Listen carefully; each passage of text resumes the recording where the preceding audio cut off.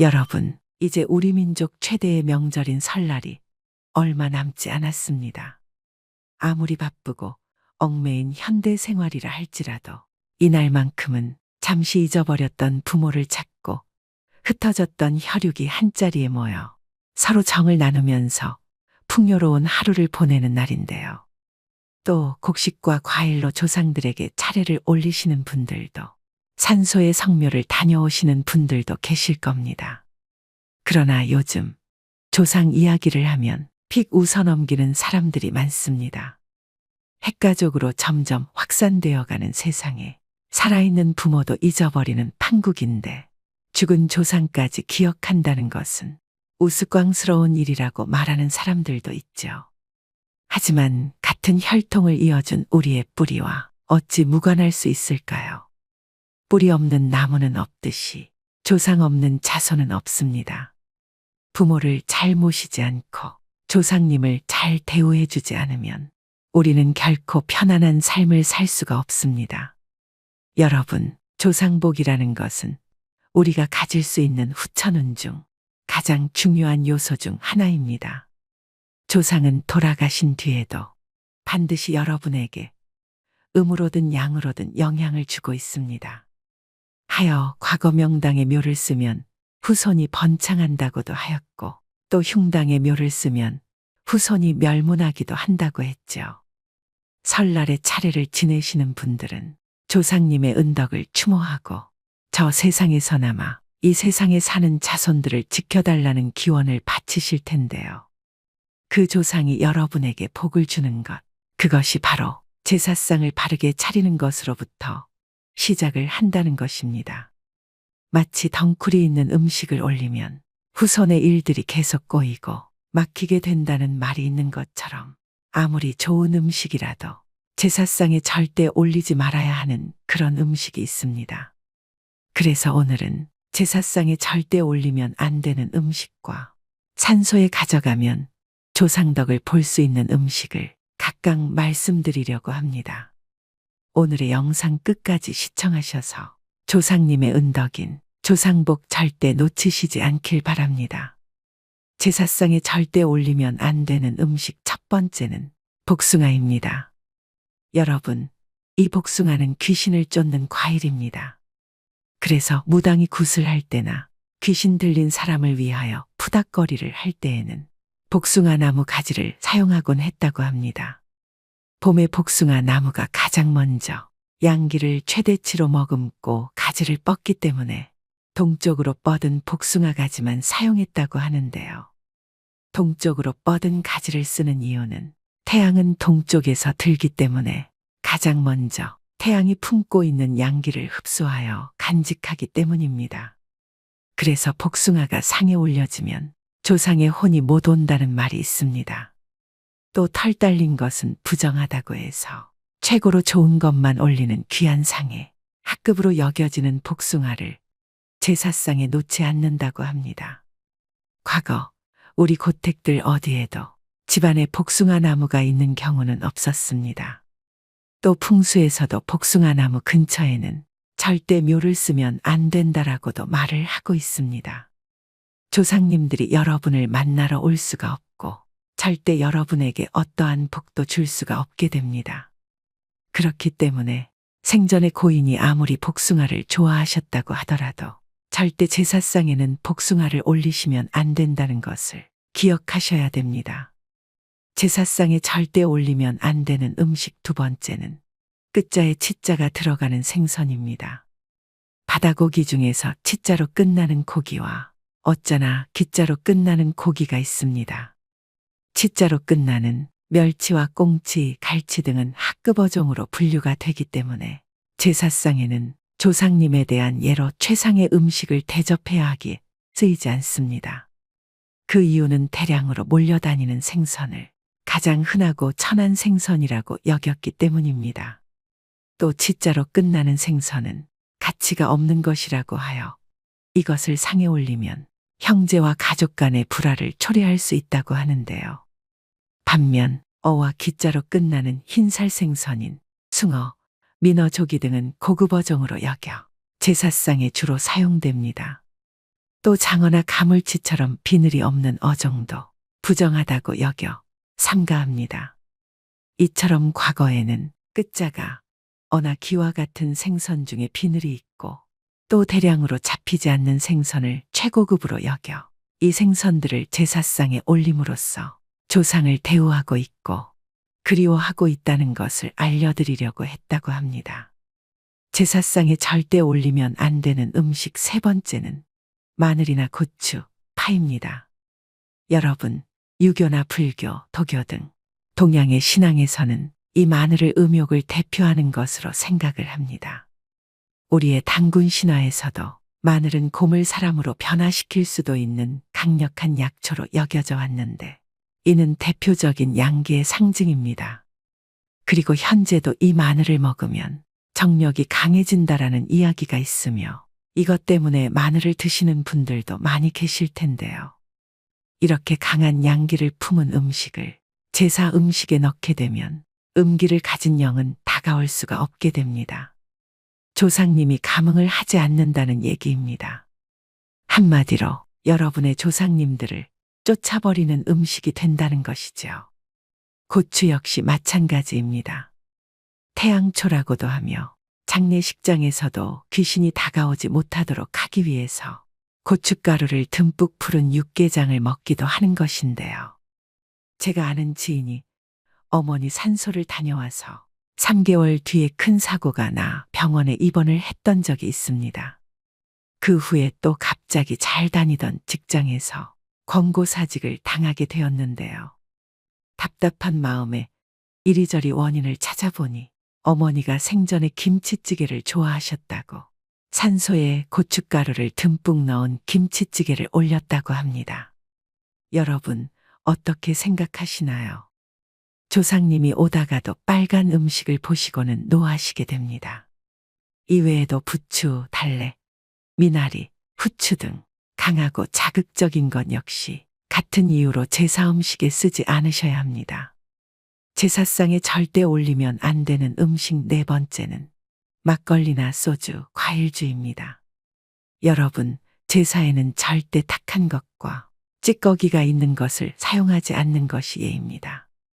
제사에 쪽밤같이 변형된 음식을 사용하면 안 된다고 말을 하는 것은 그 후손이 자신에게 주어진 복을 얻지 못하고 변형된 삶, 즉 불행한 삶을 살아가게 된다는 것인데요. 그렇기 때문에 무조건 순수한 쌀로 빚은 곡주여야 하고 경건하고 맑은 술, 즉 청주 같은 것을 올리는 것이 원칙이라는 것이죠. 물론 지방 고유의 전통주들도 가능합니다. 지금까지 많은 분들이 그냥 편하게 막걸리를 사서 제사를 지내셨을 겁니다. 또 이렇게 말씀하시는 분들이 계실 텐데요. 에이, 그까짓 술이 다 술이지 무슨 의미가 있어라고 말입니다.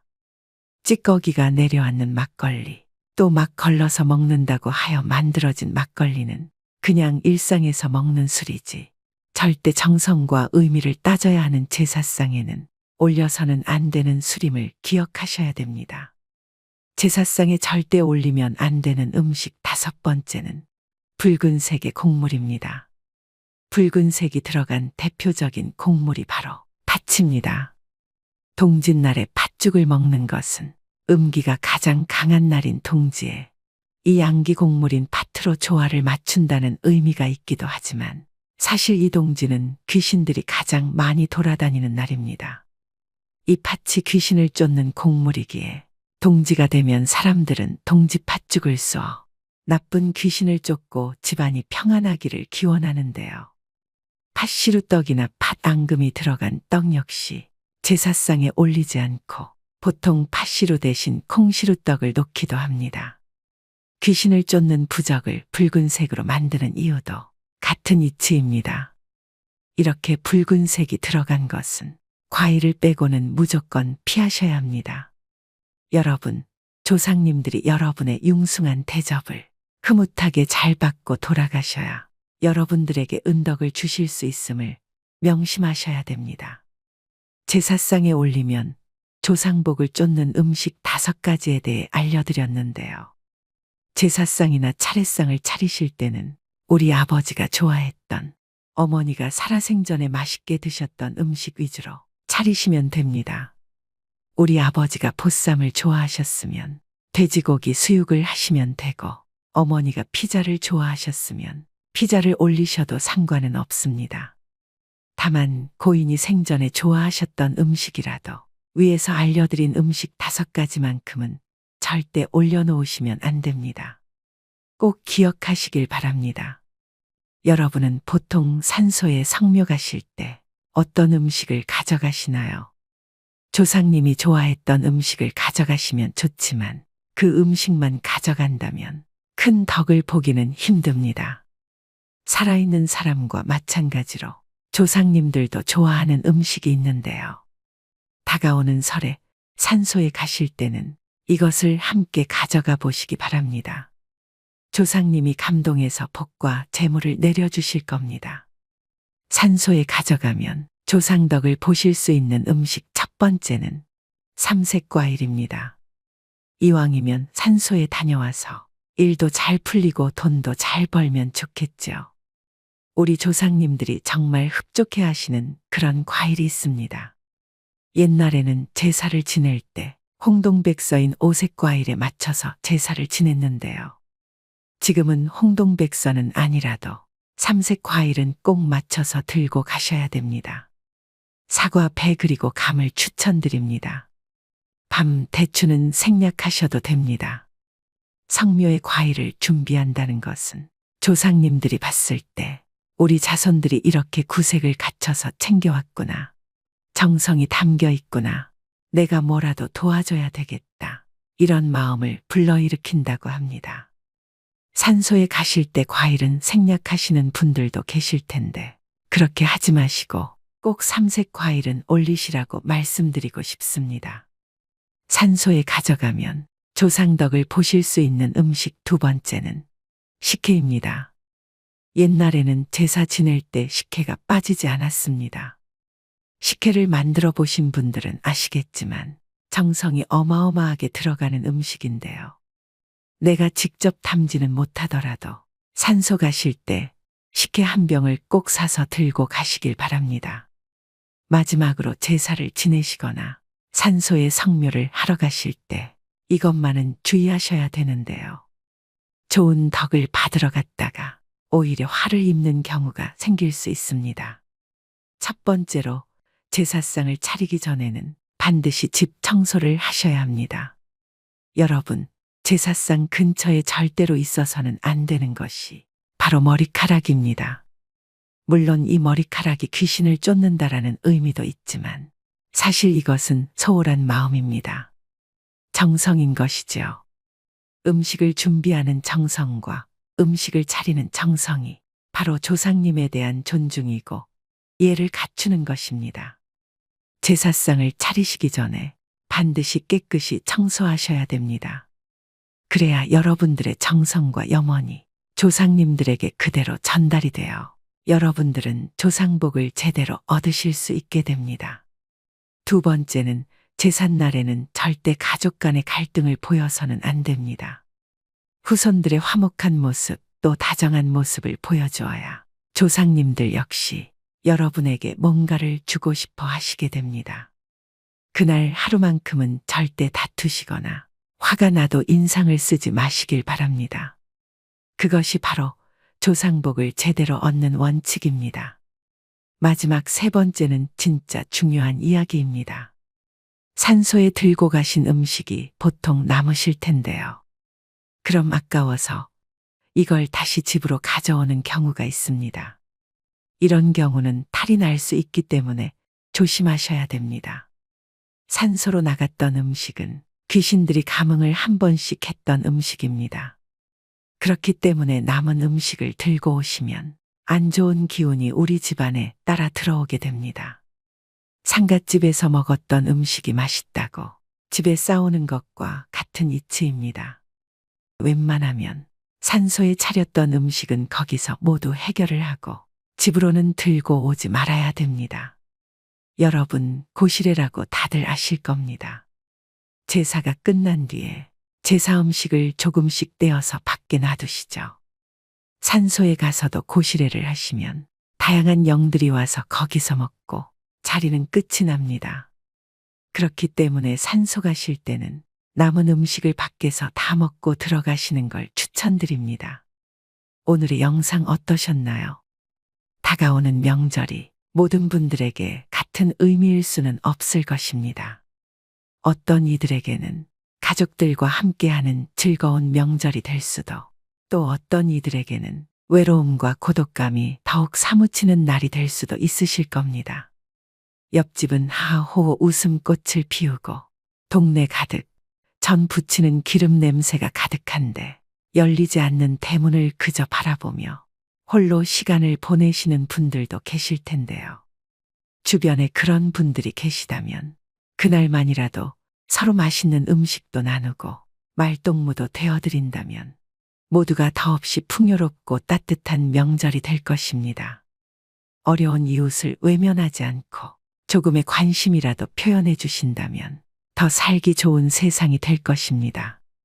저 또한 우리 구독자, 시청자분들이 댓글로 남겨주시는 값진 응원과 좋은 말씀들이 더 좋은 영상을 만들 수 있는 원동력이 됩니다. 이처럼 타인에게 베푸는 덕은 후에 나의 복으로 분명 돌아올 것입니다. 모든 분들이 따뜻하고 행복한 명절을 보내실 수 있게 기원 또 기원하겠습니다. 또 새해에는 복되고 즐거운 일들만 가득하시길 바랍니다. 더불어 오늘 알려드린 내용을 잘 숙지하셔서 잘 모르셨던 분들은 지금부터라도 제대로 하시고 실수를 범하는 일이 없도록 하셔야 됩니다. 모르는 것이 쌓이면 재앙이 와도 대처를 잘못해 고통이 크듯 조상을 잘못 모시면 그 끝은 자손들의 고난으로 이어진다는 것을 명심하셔야 됩니다. 모두 주의하셔서 집안의 번영을 얻으시길 바랍니다. 마지막으로 중년의 명절이란 시를 읽어드리면서 오늘의 영상 마무리하겠습니다. 말이 없다 해서 할 말이 없겠는가. 마음이 복잡하니 생각이 많을 수밖에. 고향 참마루에 걸터 앉아 쓸쓸한 바람소리 듣노라니. 험난한 세상, 힘겨운 삶일지라도 그저 정직하게 욕심 없이 살라고 합니다. 어진 목소리, 메아리 같은 그 말씀. 가슴 깊이 새기며 살아왔기에 떳떳할 수 있고 후회 또한 없다지만 이렇게 명절이 다가오면 기쁨보다는 찹찹한 심정 어쩔 수 없습니다. 부모 형제 귀한 줄 네 모르겠는가마는 자식 노릇 부모 노릇 나이가 들수록 어른 노릇 사람 노릇 참으로 생각처럼 쉽지만은 않습니다. 세상은 뜻과 같지 아니하고 삶이란 마음 같지 아니하니 강물 같은 세월에 묻혀버린 내 젊은 날의 별빛 같은 꿈이여. 올해도 빈손으로 맞이하는 명절. 그래도 고향 생각 설레어 잠 못 들까 합니다.